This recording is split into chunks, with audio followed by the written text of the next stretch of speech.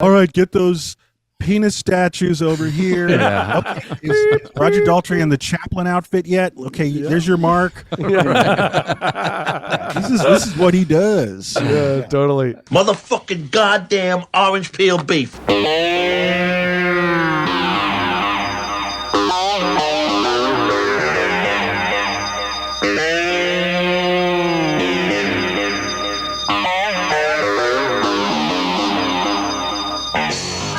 All right, everybody. It's one fucking hour time. I, of course, am Evan Husney, and this is the goddamn show where we talk about one movie for one fucking hour, and we got Big T, Tom Fitzgerald in the house. What's going on, man? How you doing? Hey, I'm hanging in there. I mean, we had a great loss with, earlier this week. Oh, a lead vocalist. I don't want to get into it, but just working through that. But I'm cool. I'm here. yeah. He's not being ironic or facetious with that. I know how much that recording artist, means to you. Very much. I mean, 100%. Yeah, not kidding around. Anyway, Yeah, not kidding around at all. Okay. And to my right, we got, of course, Mr. Marcus Herring. Marcus, what's going on, man? Marcus? Oh. Whoa. Oh my God. I took too much acid. Ah! Oh, my God. Oh my God! It's That- Primordial Petey. Oh, my God. Pekin' Petey. Oh, my Primordial God. Pekin' Look at Primordial Petey. All right. Okay, I think I'm better now. Okay, good. Yeah, good. you'll be fine. Just Yeah, walk it off. Love conquers all, Marcus. Okay. All right. So, what are we talking about tonight? We are talking about, of course, episode 80, guys. We've done 80 fucking hours of this show, and here we are. Shocking and appalling. Feels It like is- 180. Yeah. And we started with the 1900 film and then Yeah. the 1900 first film. That's how, if people aren't familiar with the show until recently, like we've been doing every year since Yeah. 1900. Right, So exactly. That's how we got to Here we 1980. do it. That's right, yeah. Man Running from Train was a good episode, or whatever the fuck it is. Yeah. Was it the Great Train Robbery? Was it a barn burner episode? But that's right. Episode 80 is tonight, and that means that we are covering a movie from 1980. We're here. We Yeah. finally arrived at the fucking 80s. Here we are, and y'all participated. Everyone who watches participated in a poll, and you guys voted for tonight's movie, which is Altered States by Ken Russell, and kind of a dope choice. I mean, it beat Yeah. out The Shining. I was kind of anticipating we were going to do our take on The Shining tonight. This beat But- The Shining, guys. I know. That's like a no-brainer, Yeah. yes, please. And The we world will. needed another analysis of that film too, So No, it did. It needed ours because we haven't needed spoken ours. up yet. That's and we right. might actually have a hot take or two. We compared hate to all it, these. so it would have been Yeah, very exactly. interesting. Hated it. Ooh. Falls apart in the third act. Yeah, right. Yeah, but Kind of. Altered States came out on top over Airplane, which we were kind of quietly all hoping would be- for. That would have been a that would fun be fun. episode. Yeah. And Dressed to Kill, of course, to get a little De Palma in. But who knows? Maybe down the line we'll get to De Palma. We'll get to that later. At the end of the show, we'll talk about next week, 1981. But for now, let's get into Altered States. Oh, wait, holy shit. Before we do that, I got to give a shout out really quickly, guys, to the One Fucking Hour Patreon. We got a couple of new subscribers here over the past week. Thank you all for signing up. Super awesome. Cool. I think a lot of the OFH community is super hyped on the fact that we just recorded a DVD audio commentary track to fucking Jaws, y'all. Which is available now on the Patreon. The only way to get our DVD audio commentary style tracks is on the Patreon. It's just $5 a month. You can sign up there. You get instant access to all those. Or you can scroll underneath the video, click the join button, and become a member, or what I'm calling for Moments Only on the YouTube channel. And you can also get the same perks. You can get 24-hour early access to every episode that we do and the DVD commentary tracks. So it's the best way to support the show. If you love what we do, if you love what we're doing here, talking about movies, it's the next fucking logical step, man. The next, the layer deeper of consciousness, man, is hanging with us and watching movies. And fuck, man, we're gonna announce the next DVD commentary track probably next week. So I don't know, guys. You better fucking sign up. That's all I gotta say. Yeah. All right. Should we get into the main feature program tonight? Altered States. Are you guys ready to start the clock? Yeah. Sure. Let's hit right. the clock. All right. So Clock is starting now. All right. Of course, starting the episode like we always do here with just a little plot synopsis action here on Altered States. Altered States is the 1980 film written by Paddy Chayefsky and directed by Ken Russell that combines science and pseudoscience to portray one man's quest for God and the meaning of life. In his big screen debut, William Hurt stars as Eddie Jessup, a physiologist who uses an isolation tank and a brew of hallucinogenic mushrooms used in Mexican native rituals to break through to the hidden forces and hidden knowledge supposedly contained within us all. The combination triggers a cosmic transformation that sends him reeling through genetic contortions and back through time and space to the moment of creation. So, but it's really a rom-com. Yeah, well, it kind of is. Yeah. You know, All right. yeah. But that's the film tonight. Here we go. I mean, 1980. But it does still kind of feel like it's hanging over from, the 70s a little bit as well. I mean, filmed in 79, of course, and getting deep into the world of, sort of psychotropic exploration. Kind of something that you would, it's kind of still prescient to today in some ways, I was kind of thinking about, with all these, people who are sort of craving the ego death with the ayahuasca trips and, mending everything. You can kind of see that there's parallels to it to today. That's definitely made a comeback. It feels like it went away, like almost like this movie kind of closed the door on the 60s or something, Sure. And then like it kind of went away. But yeah, that seems like it's made a big comeback. That sort of psychedelic exploration of yourself, inner self. Totally, 100%. That's what makes it kind of very interesting to look back and watch. I mean, this movie. Altered States, for me, not much of an interesting backstory I have with the movie. I probably saw it, maybe over 10 years ago. I can't even remember. The thing that stood out to me the most, obviously, is all the hallucination sequences are very, visually staggering. Lots of great blue screen action.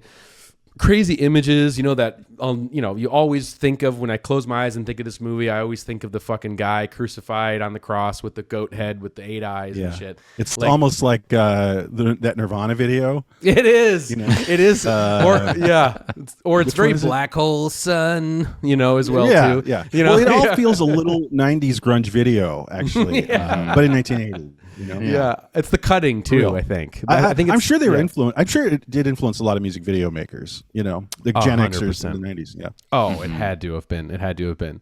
But Marcus, before we were taping, you sort of mentioned that you had maybe kind of fun story on how you first came to this movie, right? Well, yeah, I don't know if it's fun, but I definitely remember this movie was I remember when I discovered this film, I was in college, I worked at a video store, but I also was, I was taking a course in the literature department, Darwin and literature. And my professor started talking about the stoned ape theory, that like there was sort of in the Australopithecus era, the way that human consciousness got developed was that these Australopithecines ate like some mushrooms or something and tripped out, and that's what helped develop a human consciousness, which to this day sounds as plausible as anything to me. Really. Sure. And that's where religion came from or whatever. So I mentioned this movie and I was like, holy shit, there's a movie about like tripping out, because I'm at that college age where you're kind of open to exploration and stuff anyway. Totally. But yeah, I mean, So I loved the idea of this movie. I went to the video store I worked at, pulled it off, and pulled up. We had it, and I always loved the idea that this movie exists just at all. Sure. So it seems like there's so few movies on this subject, and but even back then, it wasn't a perfect movie for me. It's got a special place in my heart, but I loved the promise of the beginning, that this is going to be a movie about psychonauts, exploring the inner recesses of the mind, Mm-hmm. And then I felt like maybe it took a different path than I was hoping the second half would. The final, where the whole plot was going was unexpected to me. And I kind of preferred the movie in my mind, where it was headed. Right. Yeah. But, totally. It's got some killer set pieces, a lot of promise, and it delivers, some fucking crazy imagery for a movie, that opened big, as well. I was just going to say. Go ahead. Well, just to link it maybe. So I have an origin story only in that, I'm a kid. I got like Cinemax going, rocking hard. And like I was saying earlier, when I can always tell when I was a kid, I can always tell like when a film is a bomb because it would play every day of the week. And hits would play twice a week, maybe once a week. So you'd see The Shining like, on Saturday. But then Altered States, they just fucking carpet bombed the schedule. And so this is me. This was a typical day. I'd be like waking up, not watching cartoons in the morning before school, having cereal, and I'm watching Altered States. I have distinct memory of that. And then multiple times. Like it would be on at like 7 a.m. So I took to it. But so what I'm saying is, so that's my history. And as a kid, I even took note because I hadn't seen any wild ass films like this until then. I mean, until that time, and it was subsequently years later to seeing Arturowski and whatnot. So I remember one specific moment where I was like, this is as bad as Far Out, I think, as a Hollywood major studio film has ever gotten. And it was the length of the Sphinx, sand Sphinx decaying. Yes.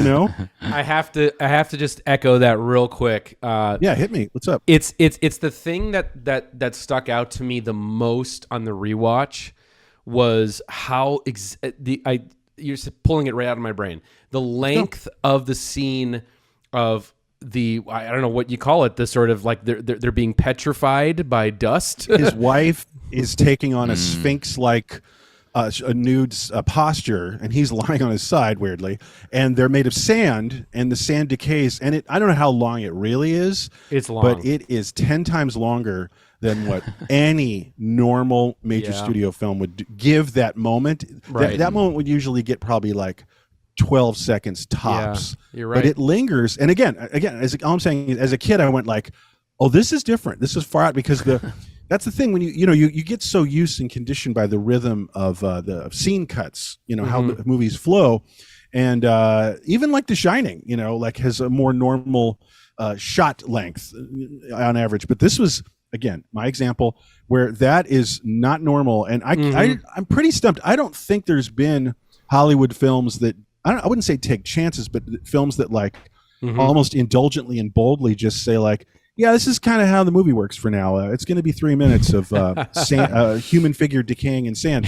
So, so that left a great impression on me. And so I don't think I could think of any film that's a major Hollywood film that was as far out as this. And it happened to happen in 1980. Like there was no 1971 Hollywood film that was just going absolutely bananas like this. And lingering in the trip outs. That's all. It's wild you saw it as a kid too, because this is definitely a movie for adults, like decidedly over again. I mean, they're not. Gore. It's in the post Star Wars era, around the time of Raiders and stuff. They're not trying to They didn't make a sci-fi movie with any throwing a bone at kids in any way. This was an adult hard science film. But that's the word. It's adult, clearly. It reads that way, and it's clearly made for adults. And as a child, I was very voyeuristic about like, what is adult life like? So I was responding to, this is just one of the little point I had. I was also responding not just to the gore and the nudity and stuff like that and the freakiness, but I was also into like, who are these people? Because I wasn't also seeing depictions of people like this. And I just had some notes here. I was thinking, yeah, it's academic people, the setting of this world. But what I love seeing is that they're hyper curious and hyper engaged and kind of turned on. Both he and she. Blair Brown's character too is into her like baboon studies in Africa, and I was like, I thought that was really cool. I was like, oh, so this is how when you grow up you could be like this, instead of like some asshole in like The Big Chill or something like that. You know what I mean? So, I was going to bring that up again, but anyway, so that's another thing that really thrilled me. It was a very exotic film to see. Is really my whole point. Yeah, and it was definitely. I was a person before I saw it 100 times, and then after because it was. yeah. I didn't know movies could happen like this, and when it's successful, it's really kicks ass. You know. Yeah. No, 100%. And that scene that you were just to bring it back, to that people turning to dust thing, that whole set piece of that first real, Mexican mushroom trip sequence is really one of my favorites in the movie, especially on the rewatch, because it is pretty fucking crazy as how hard they go with it. In terms of all the different, like I was saying, there's all the weird blue screen action that kind of, that precedes that, but then it just that one sequence, the fucking her pose as like the lizard, and then you realize that the big snake is strangling him. The big snake is strangling him, but you're also sort of like seeing this like whatever that Komodo dragon thing is, and like apparently like in the religion or in the whatever the background is for that tribe, it's like they believe is that ayahuasca, by the way? No, well, I don't know, but they believe that dragon, delivered them the mushrooms because that's in like the cave paintings or the carvings or whatever you see and everything, and so it's just like the Garden of Eden painting kind of, but it's like the lizard delivering the mushroom instead of the snake delivering the apple. Right. Can I mention one thing? You're talking about blue screen, just to kind of geek out. Like we had just done, we were talking about blue screen weirdness in the Visitor, and how it also relates to the weird, bad, fun look of like the black hole. And what's great about this one is the green screen chaos here is very intentional, and there's no mistake. Like what I'm saying is like there's mad clashing.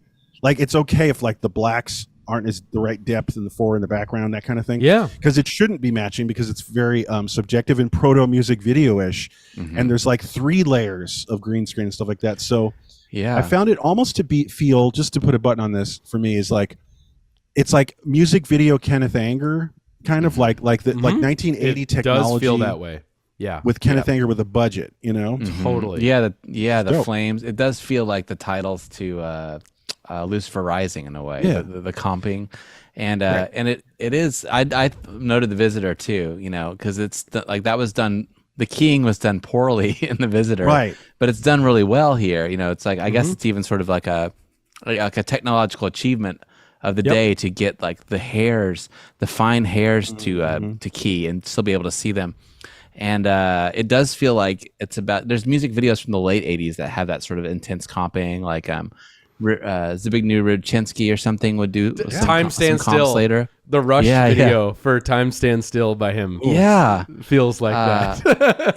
This is a little earlier, I mean, he did stuff with like kind of early HD experiments, HD video, but this is, I don't know. Anyway, I think it does have a very stylized look that is very clean and crisp and fresh, and it does feel like, even though it was done in the 80s, it does feel, or the 70s, it feels like, hello 80s, we're coming after you, Yeah, it's kind of cuspy as far as like trippy visuals, because you definitely have one foot in different kinds of technology and different kinds of like what the stock is that you're using, and there's like video integrating in it, like there's like the video zapping of him in the video monitor on one of the later I love that scenes. So dope. So that's not so much like a 1972 trip out look. No, not at all. Side note on the blue screen, the guy that was sort of the designer that worked on that stuff was the same guy that worked on Exorcist 2.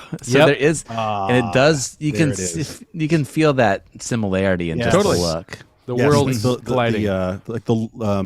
The locust eye view kind of matting and stuff like that. That's good to know. All right. Well, anyway. Well, yeah, just to kind of get into it, before we started rolling, we were just kind of batting around like, where do we all stand on this movie? And I think there's a lot that we appreciate about it. I think, Tom, you were sort of saying like, it is a flawed film. And I think there's a lot of reasons for that, which we'll get into, especially a lot of the behind the scenes reasons for that. But it is a fascinating, flawed movie as well, too, because we were talking about the time that it's coming out, like we just mentioned, and just, these sequences that don't seem like they're for a mainstream audience whatsoever, but here they are, and that's what's so cool about it, I think. But you were sort of talking about, Tom, like, the Pauline Kael take and your take. Do you want to get into that a little bit before we get into the behind the scenes? Just a little bit. I mean, when applicable, when she does a review, I do hit up Kael. And she has a nice review in this one. And one quote that I grabbed is aggressively silly. Is a nice little term for it. Aggressively silly is a quote of hers. And she kind of begrudgingly liked it. I think she liked the camp of Ken Russell and complimented him when he's like firing on all cylinders. And he's having fun, and she can the fun is contagious for her, but she really wasn't into Russell's partner in this, because this is a Ken Russell envisioning of a script by Patty Chayefsky, which is, and she was saying that is a match made in cinematic hell. And it's like no one would have, and to explain briefly, it's just, you got Ken Russell, you got, he's coming off of like things like listomania, which is ridiculous and aggressively silly too. And it's but then operatic. He's like an operatic, crazy, gaudy, over the top, absurd, gaudy, tacky. It's screaming at you in a weird way all the time, and it's all patchwork, and there's no flow, and the narratives fall apart and stuff like that. It's fun though. Ken Russell's fun. So she's saying there's that, and what could not be more different is Chayefsky, which is like American, Northeast, Jewish, intellectual, playwright, novelist. Chayefsky, the last thing Oscar winner was like a big kind of humanist liberal, like of the 50s stripe, and like kind of in a black and white headspace, like a big film for him is like Network. So just think about like the guy who helmed Network working with the guy who did Listomania. like take a step back and go, this is what this is. So she was remarking on that product and how it doesn't work. And one great observation she had is, and when I was a kid again, I noticed that there's something really off about how the dialogue works in this film. It's like all the four principal people are having like rapid dialogue, and they're going like this, and it's like, well, if the Academy sees this, they're not going to do it. It's like, well, that's the thing, I want to transcend it's like they're all like mile a minute talking to each other, at each other, at us. And her theory is that Ken Russell said, wow, I'm seeing pages of dialogue, which is very Chayefsky, and I'm like, can we just put this shit on ×2, like in VLC or something, on QuickTime? Just like, and like he was just like, just have them talk twice as long. I need to get over all these basically, this dialogue that's monologues. And so it's kind of all medical jargon too, like off, medical jargon or philosophical jargon. It's off the charts, and it's not just a little, you might want to, some people would just like bookend that at the beginning so that like you're in a medical environment or whatever, but no, it's like all the way throughout. And I think that he just had to suffer through it. It's like a deal with the devil, like, all right, I'm adapting the screenplay, and the screenplay is like 70% this inane dialogue sputtering. But we've localized it, at least to know where the self is. It's in our own minds. It's a form of human energy. Our atoms are 6 billion years old. We've got 6 billion years of memory in our minds. Atoms are older than that. Memory is energy. It doesn't disappear. It's still in there. That's a physiological pathway. And so he double timed it, but it's still, again, one of the charms, because I do love this film, is there's a charm to it because it's so weird. Like it's not normal dialogue. It's a weird cultural artifact, Right, exactly. But just to respond directly to the dialogue, and we'll touch on some of the other behind the scenes stories, but I mean, she's 100% on the money. I mean, basically, we're going to get into this, but Ken Russell came into this project when it had already been in development with a different director for about 9 months. So he came in very late to the process. Whoa. We'll get into that in a second here. But just to get to the dialogue part, it was always a constant struggle between Ken Russell, when he did step into this, to try and pare down the dialogue, the monologues, the things that Patty Chayefsky, and he was very precious about all those things because he also had first written the novel that this is based on, and then is adapting that to be into the movie. And they had to constantly negotiate with each other. I mean, famously, they would butt heads to the point of where, Paddy Chayefsky was kicked off of set the first day of shooting with Ken Russell and banned and not allowed to come back on set. And but leading up to that point, they were negotiating constantly like, okay, well, Patty, I'll let you come in for the rehearsals, but that means I get to cut some more dialogue down, or whatever. Like they were constantly I'm trying. Sorry. Full stop, real quick. There was more dialogue. Yes. Wow. Yes. So when Patty was banned from set, Ken Russell, the final agreement that they actually made was that he was not to change any more of the script in exchange for him to not be there. So the theory of times 2 really is exactly on the money. Mm-hmm. Yeah. Because that's the Ken only way Russell you would can get around look it. after just mainly the visuals, Yeah. and then keep the dialogue and the script basically the Yeah. same. Yeah. Basically, it was like, let's times 2 the dialogue so I could get to my set pieces Yeah. of having sex for the first time with this woman and having flashes of crucifixion visions. Like my dad. that's what he's interested in. Not like chat, like 2 bearded guys yelling at each other in some laboratory. Yeah, about theories and stuff. Yeah, no, 100%. I love it. Altered states. Yeah, of course. There's a weird tension in this movie, and it does center. The origin of it is within Patty Chayefsky, which let's just get out of the way here. So Tom mentioned he just he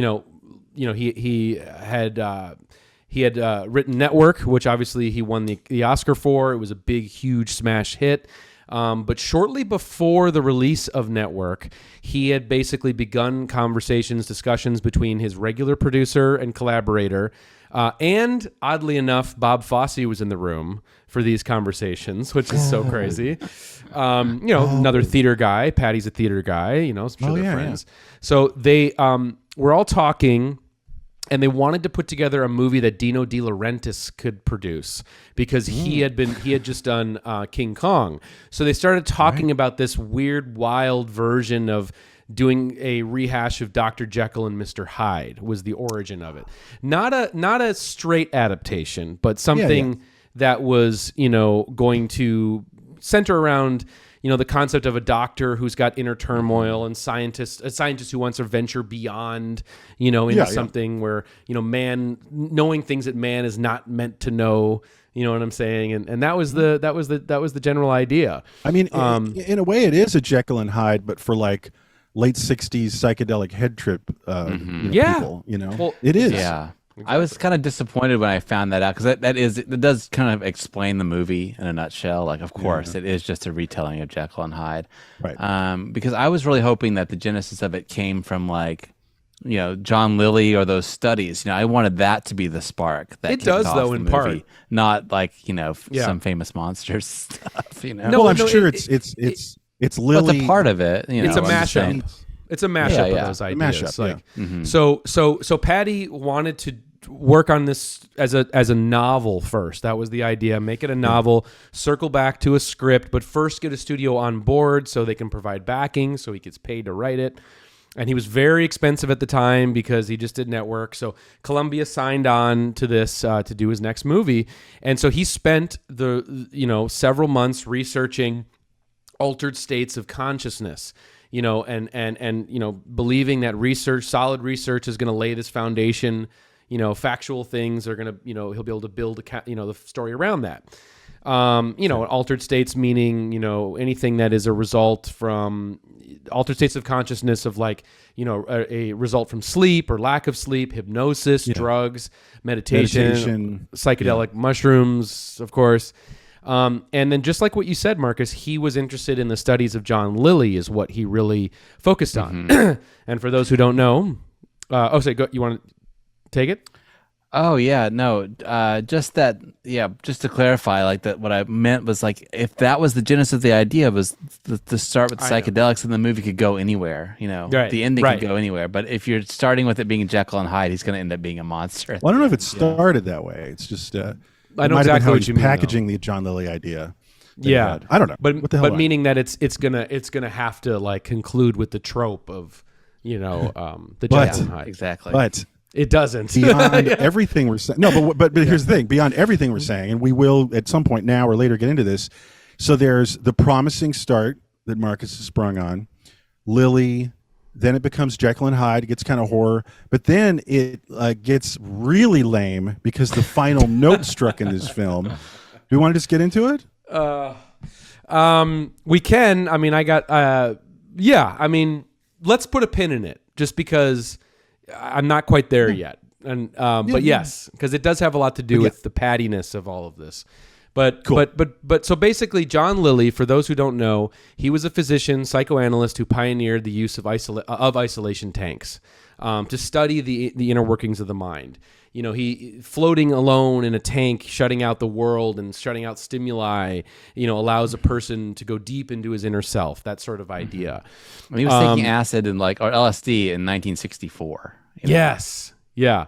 Yeah. He was combining. He was the one who firsthand combined the idea of the tank and LSD and being able to see what happens if you combine two different methods of Cool. altered states, you know? And he said here, I have a quote from him. He says, when he did that, I moved into universes containing beings much larger than myself. I was swept, pushed, carried, whirled, and in general beat around by the processes of immense energy, of fantastic light, and of terrifying power. So pretty badass. He's also the guy, like, you know, if anybody's seen that YouTube video, it talks about the dolphin house experiment where the woman lived with the dolphin and tried to teach it English. Like, he was sort of That's weird. the sort of lead researcher in charge of that. So he's a pretty far out guy. That's where he has the film Day of the Dolphin, the Mike Nichols film written Yeah. by Buck Henry. Day of the Dolphin is based on Lily as well, about communicating with dolphins. Yeah. Because that's So, that photo it was you see of Lily with like the dolphin in the tank, right? Like that's also he's got in it, the dolphin in a tank and shit. It's Dolphins in the tank too. Let's Yeah. talk. With the That's mind also in the in tank.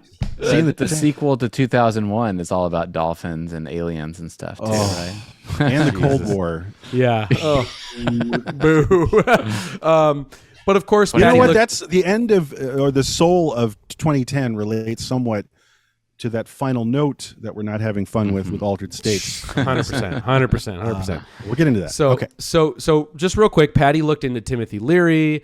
He looked into Huxley and others who experimented with drugs and wanted to travel beyond the threshold of conventional science. So he's melding all of this stuff together to make this story, right? And so then he writes the book. It goes into pre-production, and he assembles. They get. You know, I don't know if you think Ken Russell's a wild idea. He thought Arthur Penn could have pulled off this movie. Oh, Yeah, so can't even Yeah. imagine. It's one of those weird things too, where the studio It'd be good. commissions the book to make the movie, right? Like the Yep. studio's like, here, you're gonna write a book so we can make a movie on it. It's, Yeah. Yep. it's a weird backwards Isn't kind The of. Godfather like that? They kind of do that today. I mean, it's like the idea of like IP creation, you know, it's kind of the same thing. Like, let's create a book so it can be based on something, because everybody thinks if it's based on something, it's got more value somehow, you know? Right. Gravitas. Yeah, gravitas, exactly. So, but yeah, Arthur Penn signs on, man, in 1978 to helm this project. Mr. Bonnie and Clyde, Mr. Shout out to one of our favorite movies, Little Big Man. You know, Oh, wow. Right. That's Little Big Man director helming Altered States. Very, very crazy. But basically, the production is a mess. It's a disaster. All the pre-production, because even though he puts together Dick Smith, legendary makeup artist, shout out Marcus, John Dykstra from Star Wars is recruited. Star Wars, yeah. Yep. Joe Alves, who did Close Encounters, like all these top-notch And Jaws. and Jaws. Yep. All these just powerhouses of effects are brought in, but Arthur Penn has never really done a movie that involves complex technical special effects. I mean, probably some of the most complicated technical effects up to this point, you know, arguably. Sure. And so he's floundering. He can't figure out how to get his head wrapped around it. Meanwhile, you have Patty Chayefsky, who the way that he's written all these hallucinations and all these dream sequences, they are all super abstract. You know, they're like in prose and they're very poetic, and there's no way to distill that into a fucking storyboard because it doesn't make any sense. That feels like it's not an Arthur Penn strong suit either to interpret like 8 poetic lines in a script, you know. No. But Kenneth Anger, you would think on paper is a good candidate. You know, if you were a studio exec, that does make more sense. Ken Russell, you mean? Right. Ken Russell. What did I say? Either. Yeah, Ken Russell. Yeah, either. Kenneth Anger, yeah. Arthur Penn's sort of like a director's actor, right? Like he's just he's not like a visual guy. Yeah. No. Like the other two. Like the the Kens are. Yeah. He's just not into like managing a complicated production, you know. And Kenneth Anger, God damn it, Ken Russell is, you know, the man has helmed many set complicated pieces. Again, like productions. Listomania, like What? all right, get those penis statues over here. Okay, is Roger Daltrey in the Chaplin outfit yet? Okay, there's your mark. This is what he does. Yeah, totally. So basically, the only thing Arthur Penn and Patty Chayefsky really got on the level with was the casting. They knew they wanted nobodies, people who had not been in anything.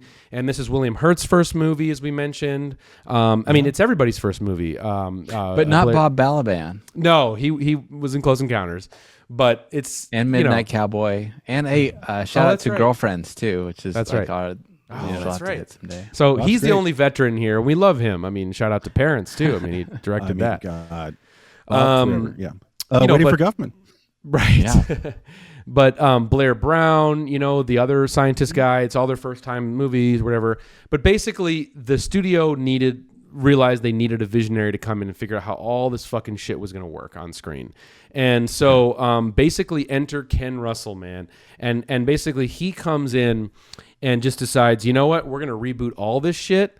And I'm just going to own all the hallucinations, like all the effects, all that stuff. I'm going to fucking do it, you know, and come up with how we're going to do it, what it's going to be, what it's going to look like.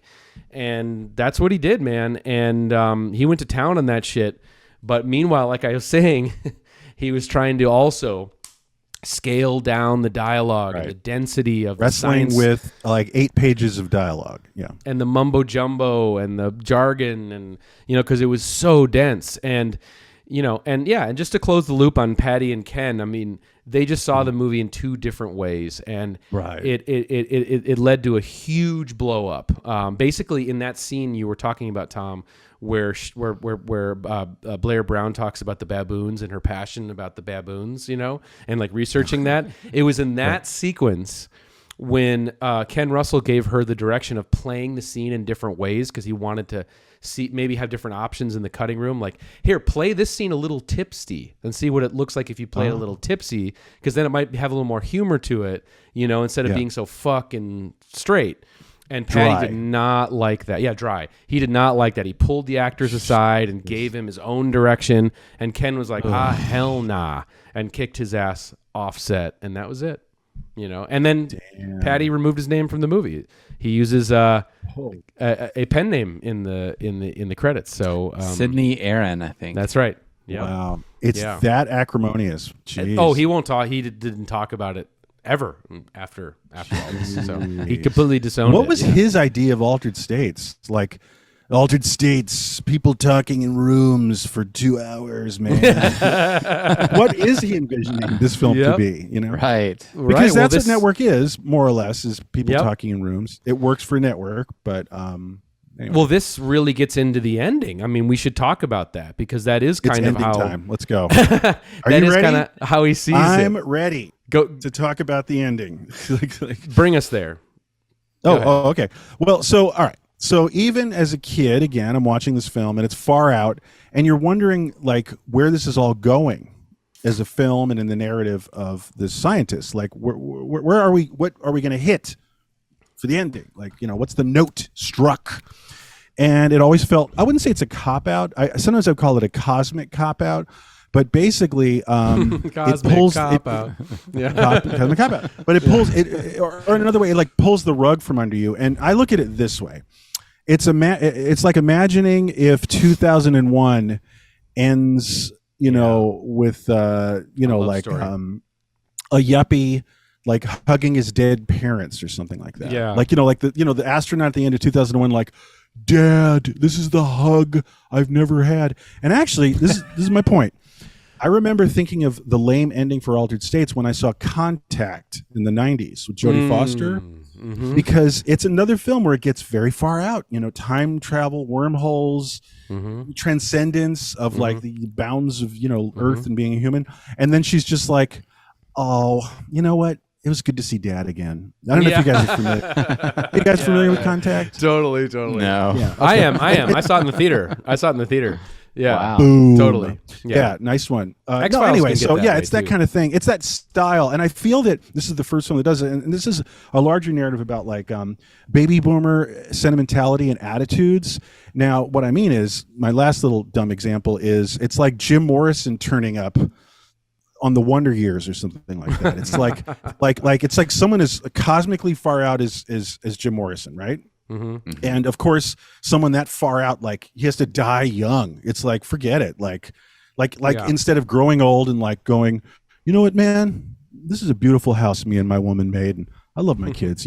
It's like, it feels so prosaic and domestic compared to like literally Jim Morrison and the Doors, and all the 60s and Jimi Hendrix, like blah, like you're just in outer space. And 2001, the ending, it's just like, where are we going? Where are we at?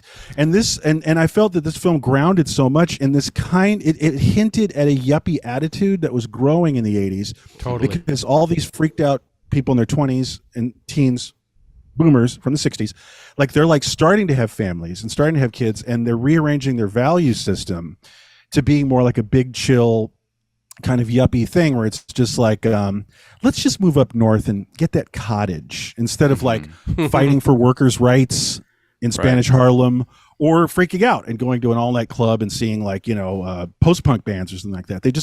They ditched like the energy of life beyond domesticity. So that's my little rant. And I always found it kind of like a place that really grounded out baby boomer consciousness at this point and beyond.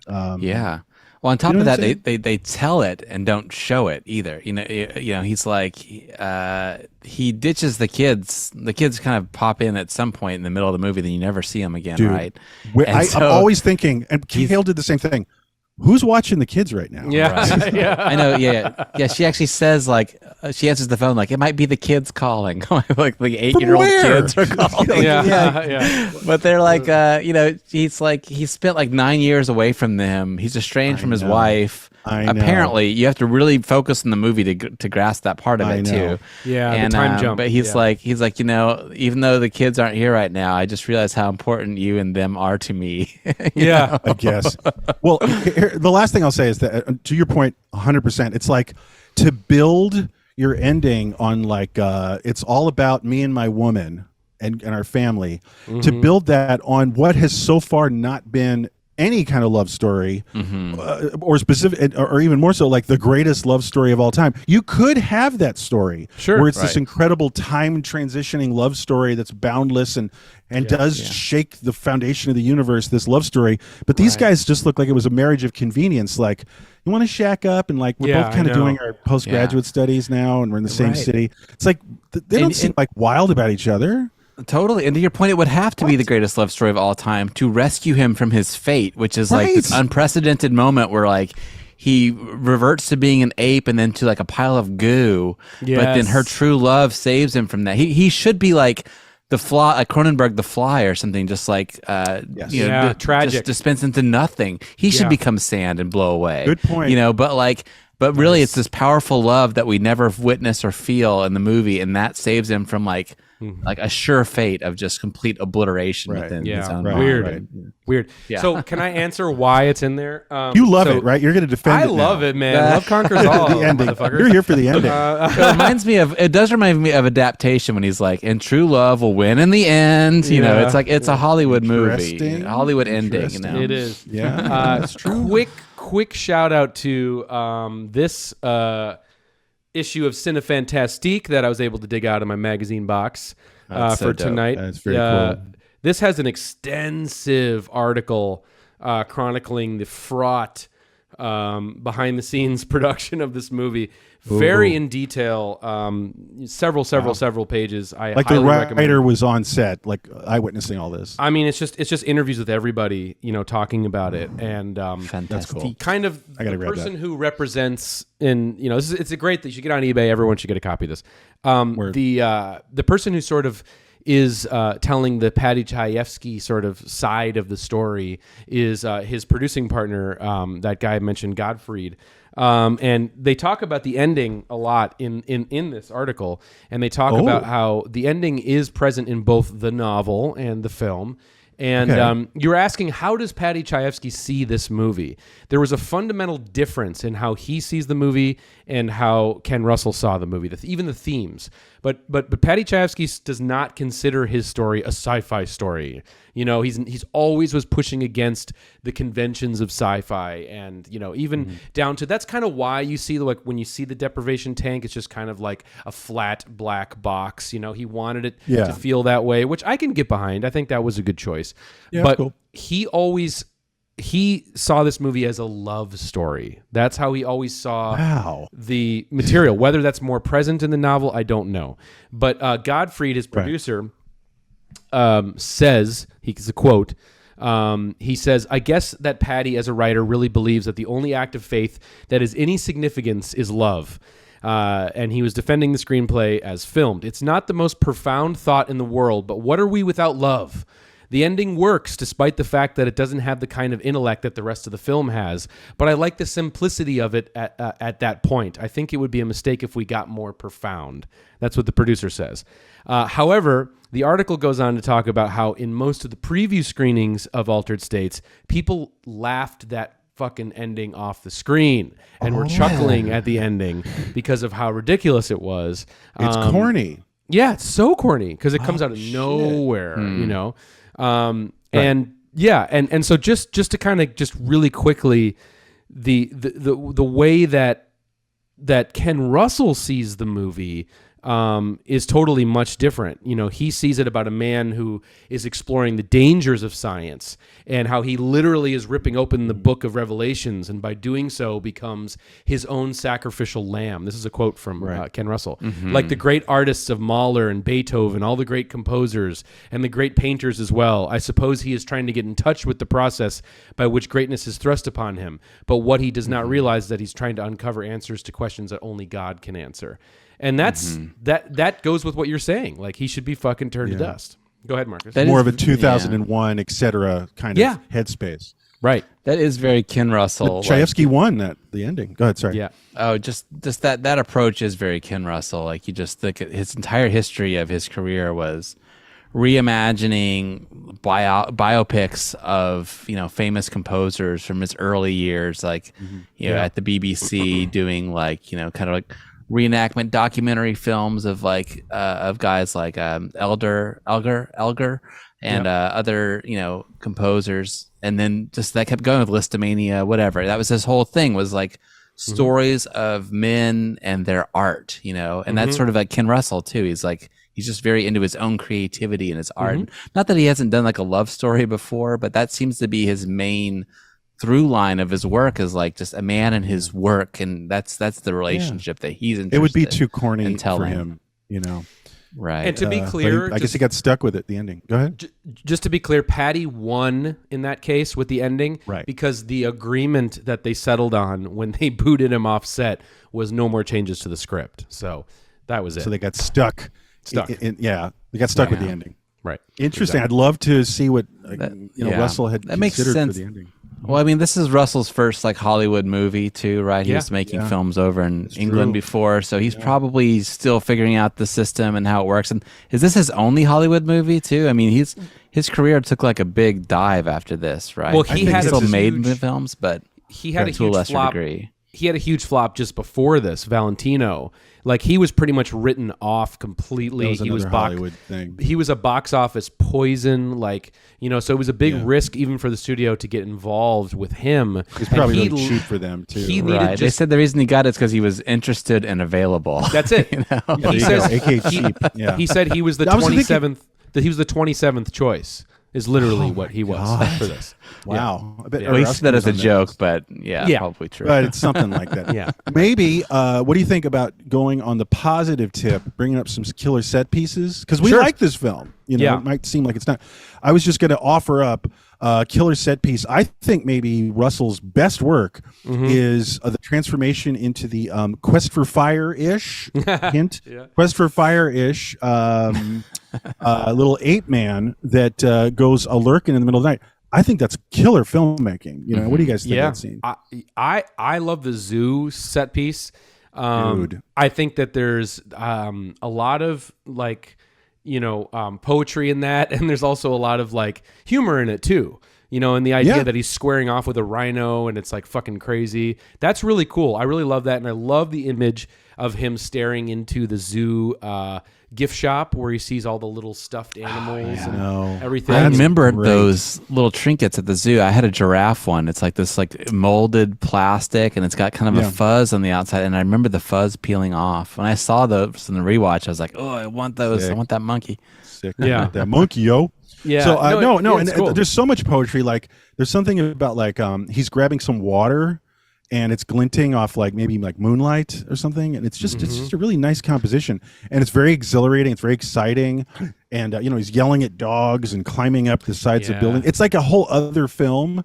Like you can imagine being this really cool film about a caveman in the alleyways of Boston at 4 a.m. It's just very evocative to me. And I think he handles it really beautifully. Again, he's in his groove with a scene like that, but I've never seen him have so much kind of energy in the set pieces and the movement and the editing that I do in this scene. It's a great moment for him. That's true. Yeah. Usually his blocking's not the best. It feels like it's really contained on a stage or something. Busy. It's very fluid and filmy. Yeah. Yeah. No, you're also, right. he's very kind of restrained too, weirdly. And even though the hallucinations can be really big in this movie, for Ken Russell, it's really dialed back. Which is nice. It is. And that final trip that he has in the tank is amazing in terms of when it cuts to all of because there's a lot of stock footage as well too that's being utilized, which I want to talk about too. We got to get into that, but there's a lot of that science sort of microscope footage, and then the splashing of fluids at close range, Kind of 60s light show look or too. Stan Brakhage almost abstract filmmaking. It really microscopic microbes and But bodily fluids but and on probably slides color and stuff. Color processing and optical printers too. So it's it abstract. looks fucking dope. And even before the cheesy ending, leading up to the part where he's kind of trying to resist the metamorphosis, and just that whole lava skin look, Dude, that is amazing. No, his skin is like TV static. Again, as a child, I was like, right. That is brilliant. I'm like dope. TV static man. Just pounding. That's the coolest shit ever. No, it's very video There's a lot of arty. great looks. Yeah, it's very video arty and music video-y as we said, but It's funny when he's banging himself against the wall to undo That's the what we're talking effect. about. Yeah. Right, I know.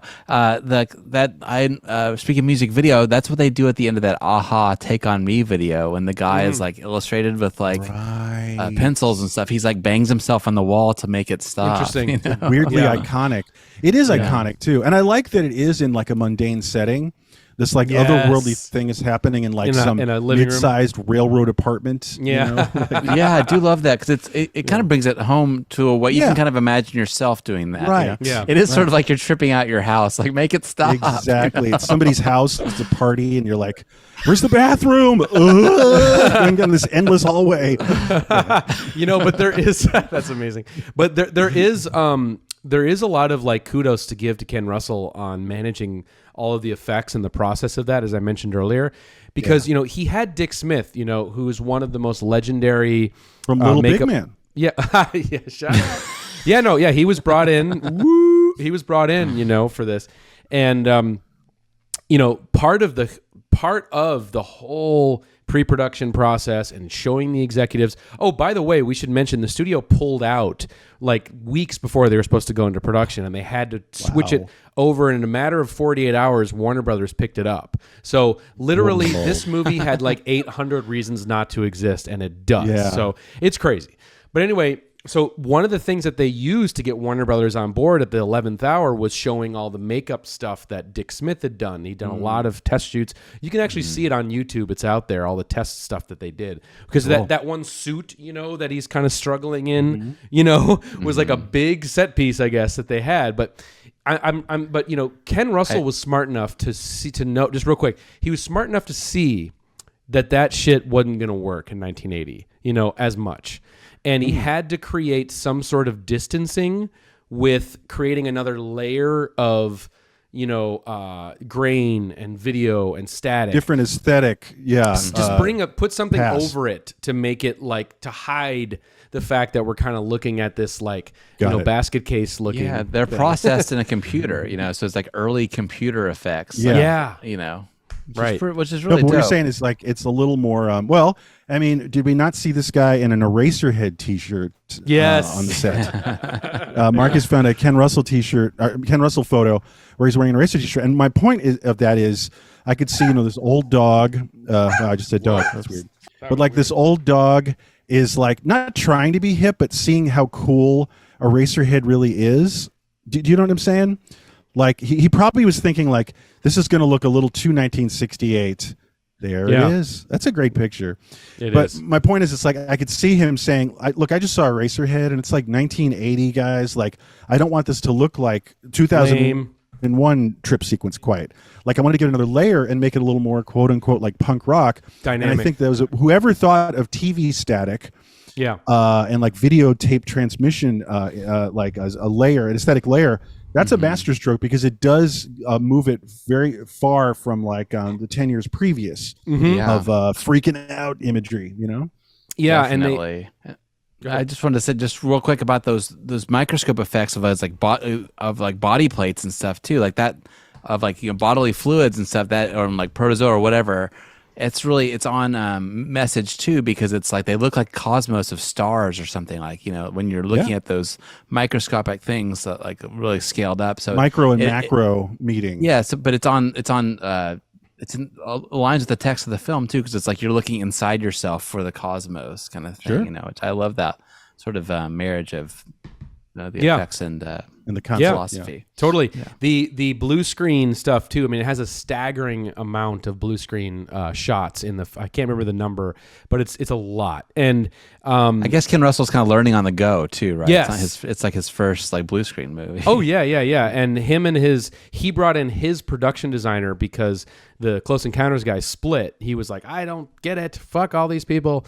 And Richard, his name is Richard McDonald, who's the production designer he brought in, and they conceived everything. Pretty much every hallucination scene you see in the movie, they both conceived.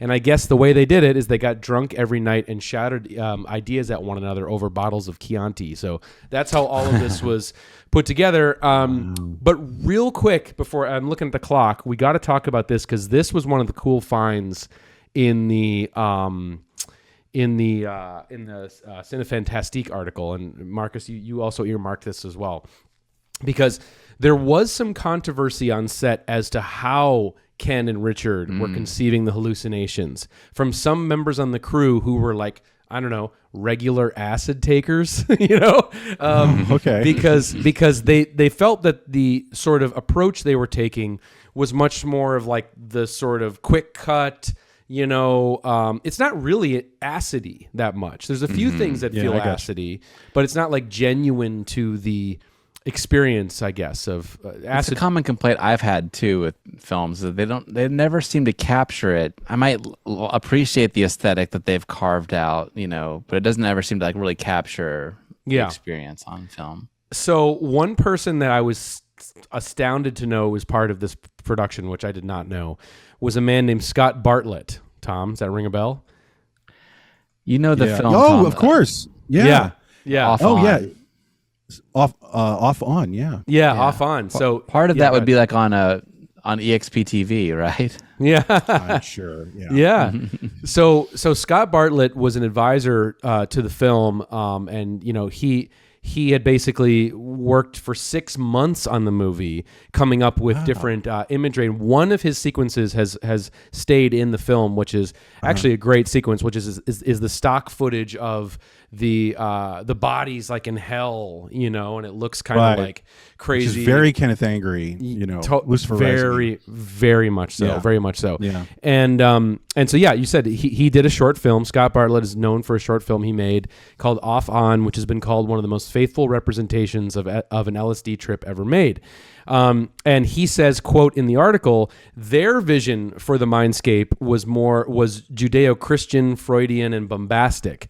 My intention was to make my work on altered states more Jungian and Taoistic in terms of religious icons, and instead of bombastic and choppy, to make it more of a continual flow and blending. Because what I wanted to bring to the film was based on my own personal background with hallucinogens. And so I do kind of love that. There's a real distinction. No, I agree. I know exactly what he's saying, and I agree. I think both are potentially equally valid, but I think that was a great observation. The Freudian concept, which is more mid-century, of like the idea of sort of like when you quick cut in a narrative movie, it's sort of like a flash cutting to like someone's dream or their fantasy. And I think that that kind of stuck around for representing tripping out, but it's not literally, it's tripping out sort of like your mind in general, like almost like Nicholas Roeg and his flash cutting. You know what I'm saying? Yeah. And that's not like psychedelic trip. It's more cinematic. It's more like, well, cinematic, but also just representative, like a mind in its normal state, flashing on memories. Like we're even just having this conversation, we're seeing like altered states in our head for a second, and then like our father naked, right? That kind of thing. I'm kidding, but just like it's that kind of mid-century Freudian approach to cinematically visualizing the inner mind is all I'm trying to say. So there is a distinction, and I think again they both can be really powerful, and they're both represented in the film. Yeah, because there is that section that he designed, which is like the Dante's Inferno thing, right? Where it's like it's like optically enhanced stock footage, I guess is what it is, and it's like it's really hallucinatory in how it like kind of grows and undulates. And then there's also the scene with all that, like that kind of graveyard of crosses or people crucified on crosses. Yeah.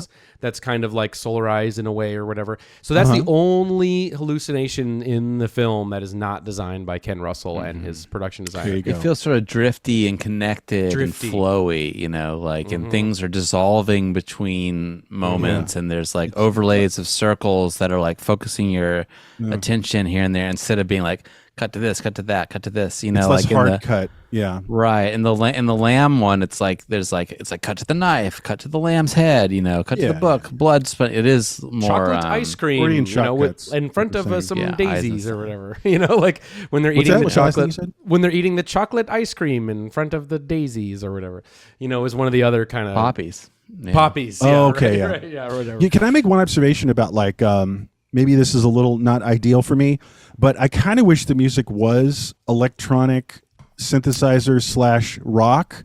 Sure. I mean, that's a fantasy, but like I don't know if I love the bombastic orchestral approach to the music. And all I mean maybe more is like, I'm fine with it, but I almost imagine like if there's a different score, this movie could be really wild. Yeah. Like I don't know what score exactly, but maybe like prog rock or something, There's some synthesizer in it. But you know what I mean? Like it's mostly dominated by like big orchestral you're right. punches of like and that is very Ken Russell too. It's like this guy John Corigliano who's like a New York kind of classical composer of the day, and Ken Russell went to go see him do the LA Phil, one night. It was like, this guy's gonna do my movie, Yeah, so it's like more modern classical. He is like a big composer guy, It needs Bobby Beausoleil. Do you guys see what I'm thinking though? Yeah, it needs Bobby Beausoleil. Yeah, yes, thank you. Yes, exactly. Bobby Beausoleil scores Altered States live this summer. That's what I'm saying. Like a rock, like a trippy rock score. It just hit me when I was watching it again today. I was like, that would be good. It sounded different. That might push it over the edge into like full on like classic, Totally. Right. It would. It would. You're right.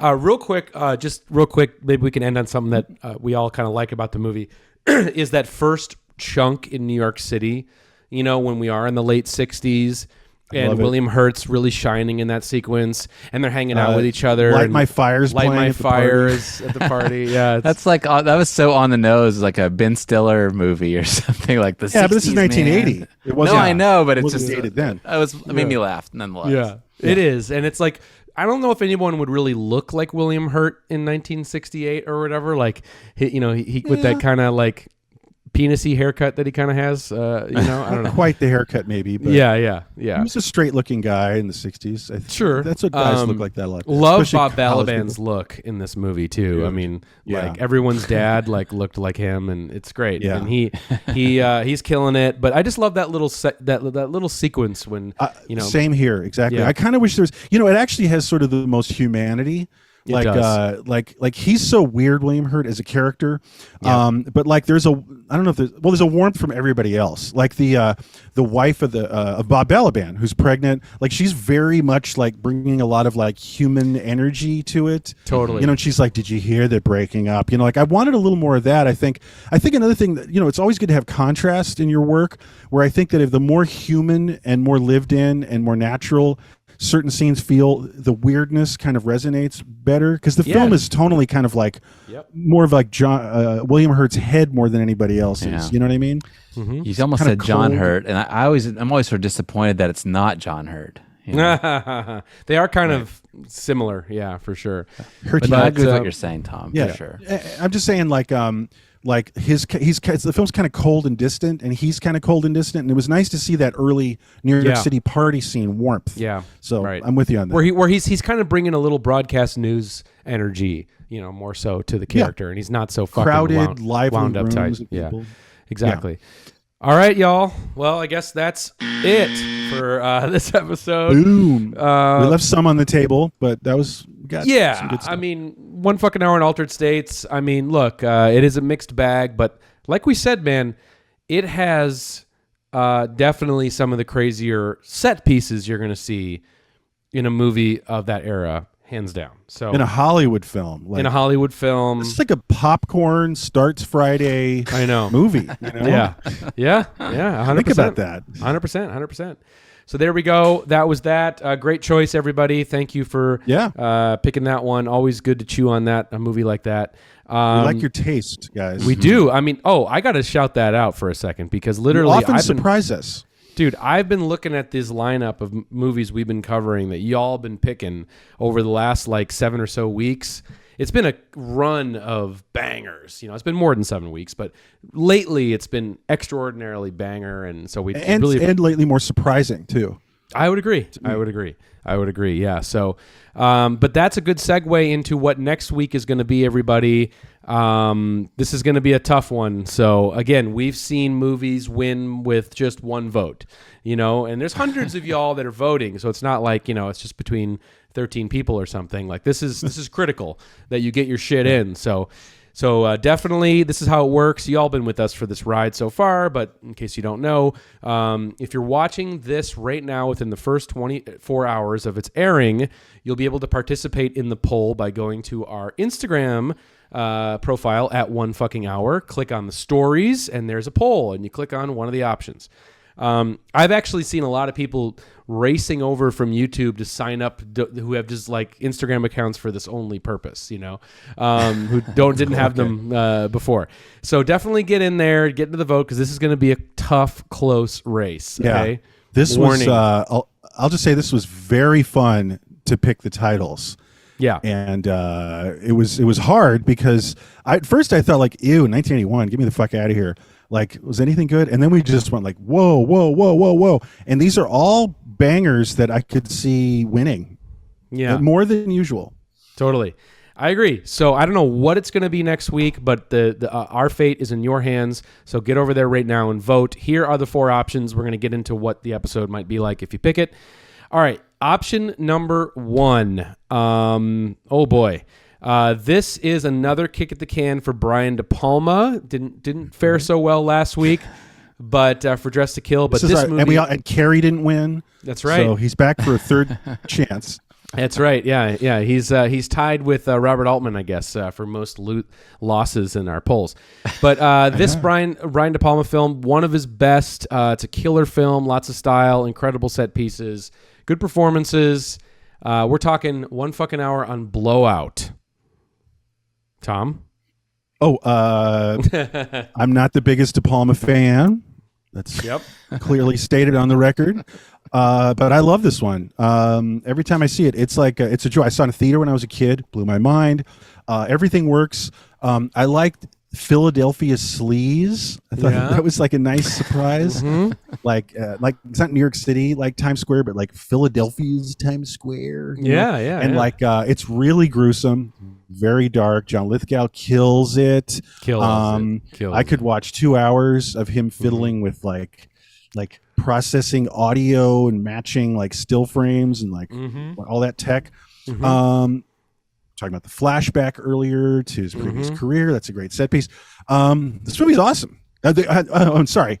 The opening of the film, is that not the greatest opening ever? So good, man. So good. It's really good. I'm going to say. And, if you haven't it's, seen it in a while. It's so fun to just be on the ride with, how he's like making sort of low budget horror films, and that's his way into this political conspiracy. And, of course it's the blow up sort of mechanic, applied again, that we've talked about, but I love great. that how it's connected to that film in that way. It's almost like people picking up one thread and making a new film out of it. And that's happened a couple times with Blow Up. It's pretty interesting. Conversation. Like Deep Red too is like that. Right. Totally. 100%. So that's option number one. Option number two is, I know, a Tom favorite.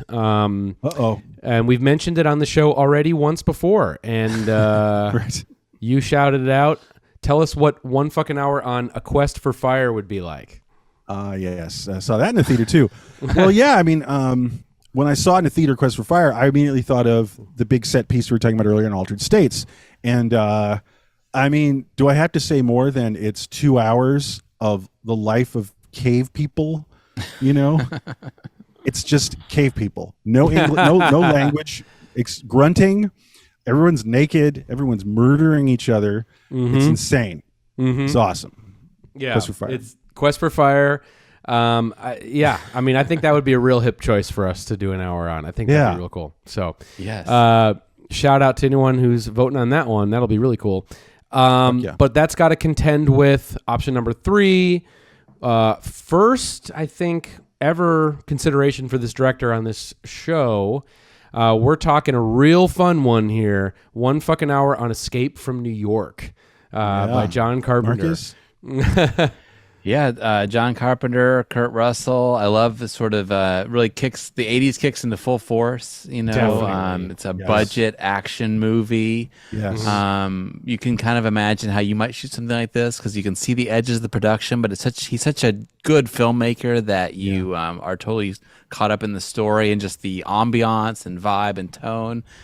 Great killer soundtrack, of course. That he one of his best themes. Of course, my favorite does theme. all the music too, and the guy's just sort of I guess he's just. I used to say he was like my favorite low budget film director when I was like a teenager, but I think he's sort of transcended that now and just become like one of the great directors, in a way. So he knows how to deliver, man, and make something real fun and great concept. The Escape from New York concept is awesome. Just the concept, and it's executed so well. And it's like, what other movie has Donald Pleasance facing off against Isaac Hayes? I'm the Duke of New York. I'm number one. It's insane. Yeah. And then we would see this sort of formula play out so many times in the 80s, like the Running Man. Italians like this one in particular. Yes. Right. This is a big one. This is a big one for them. So, Escape from New York, that would be a fucking hoot to do as an episode. That'd be a good time. 100%. Yeah. But we got a heavy hitter for option number 4. There's more? There's more. And this is a movie that definitely I was definitely thinking about this movie also as I was watching Altered States. And we're talking about 1 fucking hour on American Werewolf in London, y'all. John Landis's film. God, just so good on so many levels. Funny, dark, incredible set pieces, Nazi zombies, I don't know. Incredibly gory. Incredibly gory. Incredibly funny. Yeah. It's More Griffin Dunn. Griffin Dunn, alive and dead. Yeah. I think I love the opening sequence, the slaughtered lamb, pub stuff. A day in the life of New York City. A day in the life of like London. From what is it? David Naughton. You know? Forgotten guy. Yeah, totally. Great transformation, and yes, more zoo transformation. Yep. But more importantly, more naked man transformed at dawn. Yeah. Who had transformed at dawn at a zoo. It's the same fucking thing. It is. That's why I was thinking about it. Isn't it weird? About alternate states, I know. Weird. It's so much fun, and it'd be a blast to do that one too. This is a tough one, guys. This is bananas. This is bananas. It kills. It kills. Yeah. So those are your 4 choices. You got One More Time. You got Blowout, A Quest for Fire, Escape from New York, or Werewolf in London. American Werewolf in London. We're going to have a blast no matter what.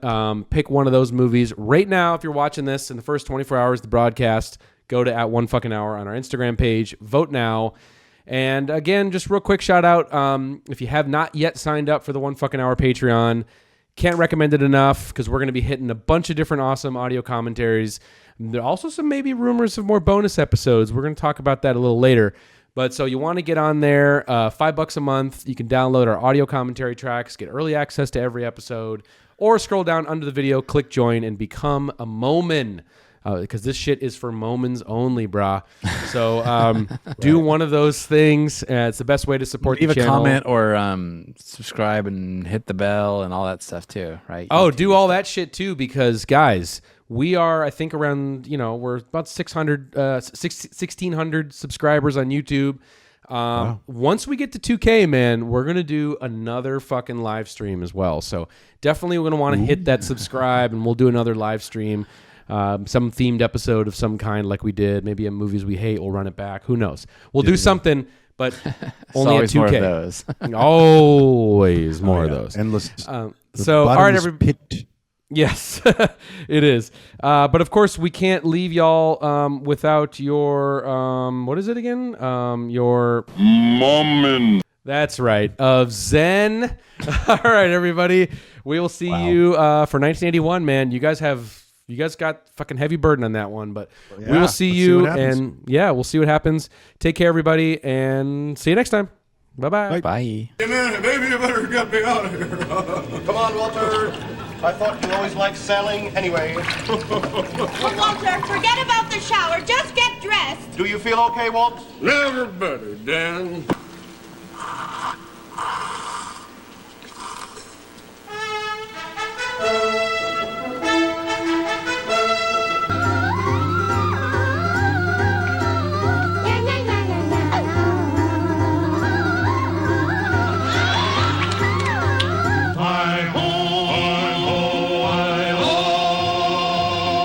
I'm accelerating through time and space. I'm cooking, man. Wait a minute. Yeah, I think it's time. In a basement laboratory, a man floats naked in total darkness, electrodes attached to his body. The most terrifying experiment in the history of American politics is out of control. And the subject is himself.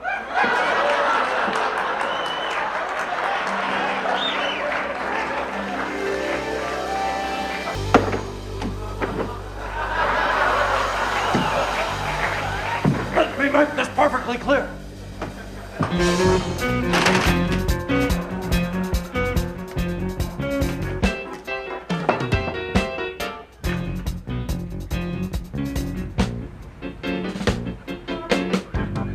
Motherfucking goddamn orange peel beef.